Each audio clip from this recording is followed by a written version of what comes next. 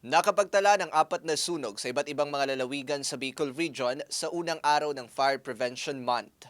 Ayon kay Bureau of Fire Protection Bicol spokesperson, Fire Senior Inspector Edgar Tanyahura Jr., sa naging panayam ng Bombo Rancho Legazpi na nakapagtala ng sunog kahapon sa Libon Albay, Mercedes sa Camarines Norte, gayon din sa Placer Masbate at ang pinakamalaki ang naitala sa lungsod ng Legazpi kagabi.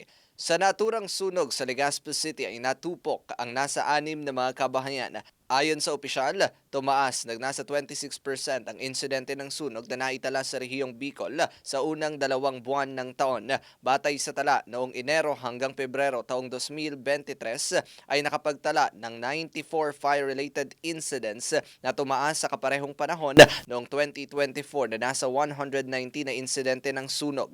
Dahil dito, sinabi ni Tanyahura na patuloy ang pagpapaabot ng tanggapan ng fire safety awareness sa publiko upang maiwasan ang kaparehong mga insidente. Samantala, pinag-iingat ng opisyal ang publiko sa paggamit ng mga appliances lalo na ngayong umiiral ang El Nino at posibleng mabilis na kumalat ang apoy. Marami po yung naitatala nating sunog doon po sa mga structural fire, doon sa mga kabahayan.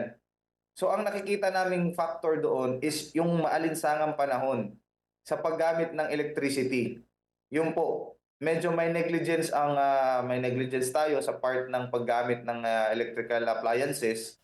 Para sa Bombo Network News, mula rito sa impilan ng Bombo Rancho Legazpi, Bombo John Salonga nag-uulat for the #1 and most trusted radio network in the country, Bombo Radio Philippines. Basta Radio, Bombo!